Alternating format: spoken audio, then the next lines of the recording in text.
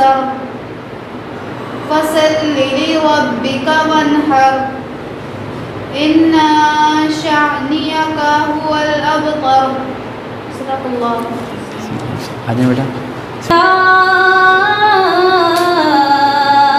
या रसूल अल्लाह वसल्लम अलैका या हबीब अल्लाह। हमें अपना वो कहते हैं, हमें अपना वो कहते हैं। मोहब्बत हो तो ऐसी हो, हमें रखते हैं नजरों में, हमें रखते हैं नजरों में। इनायत हो तो ऐसी हो, वो पत्थर मारने वालों को देते हैं दुआ अक्सर। वो पत्थर मारने वालों को देते हैं दुआ अक्सर। वो पत्थर मारने वालों को देते हैं दुआ अक्सर। कोई लाओ मिसाल ऐसी, कोई लाओ मिसाल ऐसी। शराफत हो तो ऐसी हो, इशारा जब वो फरमाए तो पत्थर बोल उठते हैं। इशारा जब वो फरमाए तो पत्थर बोल उठते हैं। नबूवत हो तो ऐसी हो, नबूवत हो तो ऐसी हो। रिसालत हो तो ऐसी हो, वहाँ मुजरिम को मिलती है पनाहें भी जज़ाएं भी। वहाँ मुजरिम को मिलती है पनाहें भी जज़ाएं भी।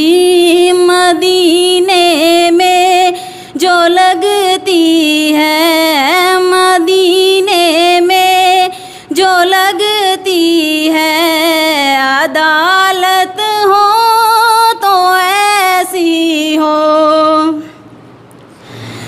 बना देते हैं साइल को सिकंदर वो ज़माने का। बना देते हैं साइल को सिकंदर वो ज़माने का। करीमी हो तो ऐसी हो, करीमी हो तो ऐसी हो। सखावत हो तो ऐसी हो, हमें अपना वो कहते हैं, हमें अपना वो कहते हैं। मोहब्बत हो तो ऐसी। सेशन अरेंज कर रहे थे, राइट, सुनने वाले ऑडियंस के लिए भी है। तो हम लोगों ने सेशन अरेंज करने के बारे में सोचा, हमने एसएमएस सेंड किया कि भाई हम बुला लेते हैं, लेकिन उसके बाद हमने किसी को कंफर्मेशन एसएमएस नहीं दिया। हम इसी इंतज़ार में थे कि शायद हम कैंसिल कर दें, ये कर देते हैं, वो कर देते हैं, क्योंकि एप्लीकेशन हमारे पास ज़्यादा आने लग जाती हैं। हालांकि फेसबुक पे, व्हाट्सएप के स्टेटस पे मैंने कहीं पे भी ये मेंशन नहीं करता कि मैं इवेंट करने वाला हूँ, इसके बावजूद इतनी ज़्यादा एप्लीकेशंस आए थी। तो फिर हमने हर एक में से एक एक लड़की को चुन लिया, AFNS में से, एयरफोर्स में से, FIA में से, ताकि हर एक का थोड़ा थोड़ा इंडिविजुअली तैयारी हो जाए। तो आज का टॉपिक स्टार्ट करने से पहले हमारा टॉपिक है गर्ल्स की career counselling, most important point है। पहले बेटा मैं आप लोगों को 3 बातें बताना चाहता हूँ जिसे सुन के आपके दिल को थोड़ी सी तसल्ली मिल जाएगी, सुकून मिलेगा। पॉइंट नंबर 1, जब भी आप पे कोई परेशानी आए, खदीजा नाम है ना आपका, नुसरत, जब भी आप पे कोई परेशानी आए, कोई मुसीबत आए, तो मेरी इस बात को याद करना कि अल्लाह ताला कुरान में इरशाद फरमाते हैं कि हम तुम पे उतना बोझ डालते हैं जितना तुम उठा सको। आई रिपीट अगेन, अल्लाह ताला इरशाद फरमाते हैं कि हम तुम पे उतना बोझ डालते हैं जितना तुम उठा सको। इट मीन्स कि आपके ऊपर जो टेंशन आई है, जो परेशानी आई है, वो उतनी है जितनी आप बर्दाश्त कर सकते हो। आप तड़प रहे हो, रो रहे हो, चीखें मार रहे हो, पूरी रात रो रहे हो, राइट, दोस्तों को जाके बता रहे हो, रिश्तेदारों में जाके ढंडोरा पीट रहे हो कि आप पे बहुत बड़ा पहाड़ गिर चुका है, राइट, और आपकी बुरी हालत हो चुकी है। तो उस टाइम आप लोगों के माइंड में सिर्फ ये आना चाहिए कि अल्लाह ताला ने अगर आपको उस परेशानी के लिए चुन लिया है तो आप उसके काबिल थे, आप उसके काबिल थे। इस बात को अपने माइंड में हमेशा रखना है। पॉइंट नंबर 1, आपको ये पता है हुज़ूर पाक सल्लल्लाहु अलैहि वसल्लम के साथ क्या क्या कुछ हुआ। उनके वालिद साहब पहले चले गए, फिर वालदा चले गई, फिर दादा चले गए, फिर चाचा चले गए, राइट। उसके बाद मक्के से मदीना हिजरत कर गए, फिर उतवाया में पत्थर मारे गए, हत्ता कि एंड कहाँ पर हुआ, करबला में हुआ।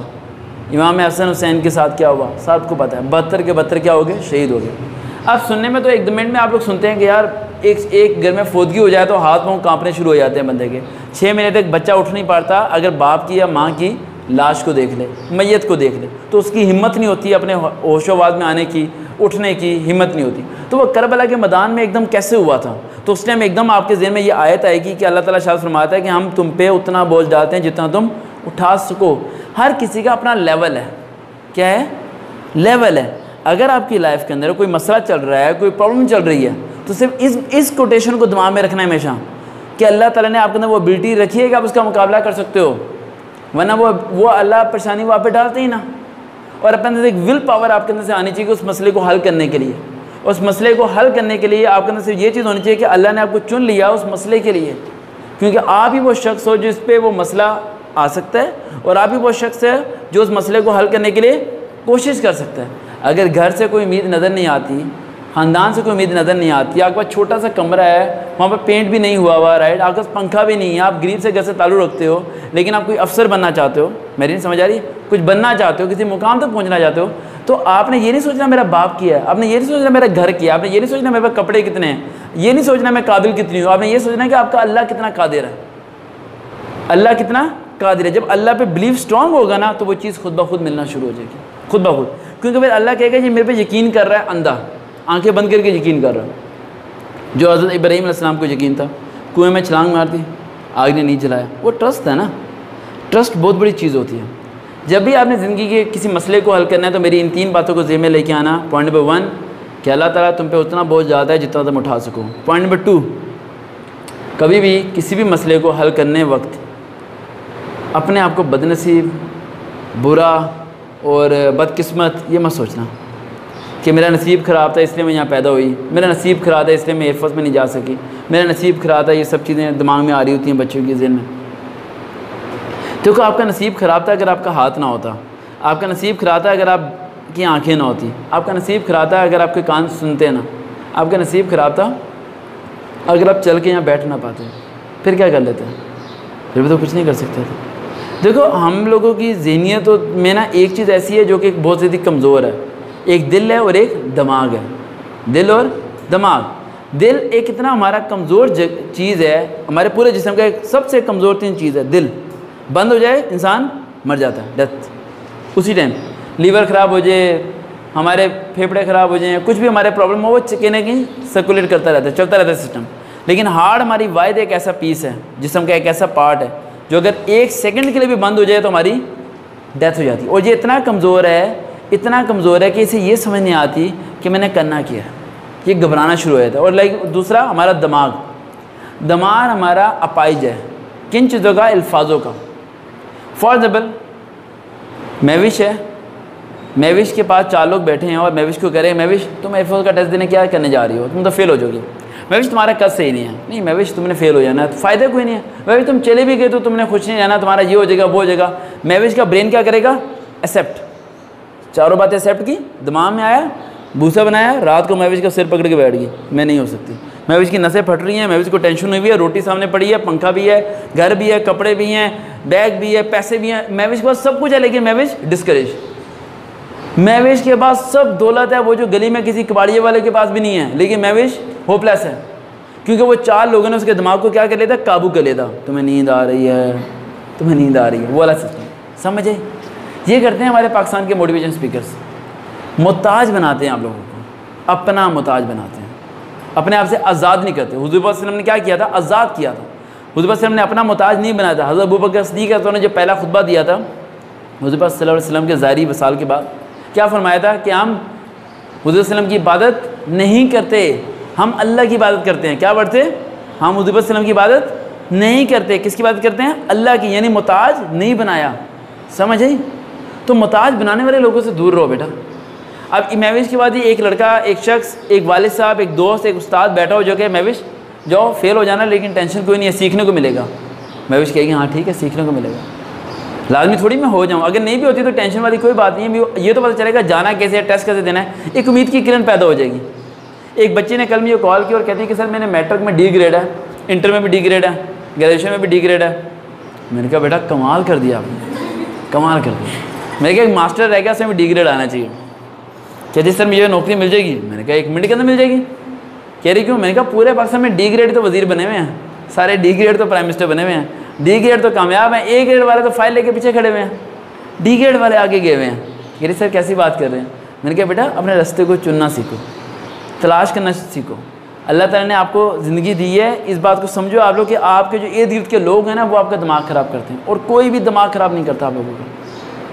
फॉर एग्ज़ाम्पल बच्ची 10वीं में पहुंचती नहीं है तो पहले ही घर वाले क्या बात कर रहे थे, अच्छा इसका कुछ करते हैं, इसका कहीं डिसाइड कर लेते हैं, पहले ही डिसाइड करना शुरू हो जाएंगे।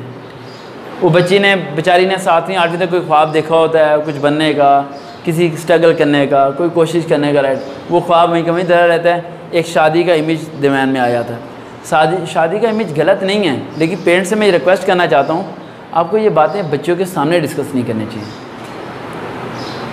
टॉपिक गलत नहीं है, मैं टॉपिक से पेरेंट्स को ज़रा मना नहीं कर रहा, उसका निकाह करो, जो करना है करो, आप आपका इख्तियार है, आपका हक है, लेकिन आप उसके सामने बर्तन धो रही है तो उसके सामने आप उसे बातें बोल रहे हो कि बस हमने तुम्हारा कर देना है, यही गलत है ना। उसे तो आपने पेशेंट बना दिया, वो चलो 3 साल तक उसका नहीं होता, 3-4 साल बाद ही आपने करा है, लेकिन 3 साल तक वो मरीज़ बन गई है, बेचारी की आंखों के नीचे डलके पड़ते रहेंगे, सोच सोच के फिक्रमंद होती रहेगी कि पता नहीं मैंने किस बंदे के पास जाना है, वो बंदा पता नहीं कैसा होगा। ऊपर से हमारे माशाल्लाह ये मीडिया वाले लोग, ठीक है, पता नहीं कैसी कैसी चीज़ें अपलोड करते रहते हैं और किन किन चीज़ों को प्रमोट करते रहते हैं। देखो जब अल्लाह ताला किसी को कोई मुकाम देता है ना, तो अल्लाह उसके ऊपर सबसे बड़ी ये जिम्मेदारी डालता है कि वो सही को सही कहे और गलत को गलत कहे।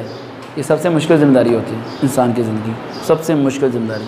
लेकिन आप देखते हैं कि हमारे पाकिस्तान के अंदर जितने जितने लोग आला मुकाम पे है, मौलाना साहब हैं, ठीक है, मौलाना साहब है जो कि कपड़ों का काम हो रहा है आजकल, जिस पे एक्स्ट्रा प्रॉफिट अर्न करते हैं और वह कहा जाता है कि हम मदारिस के नाम पे कर रहे हैं।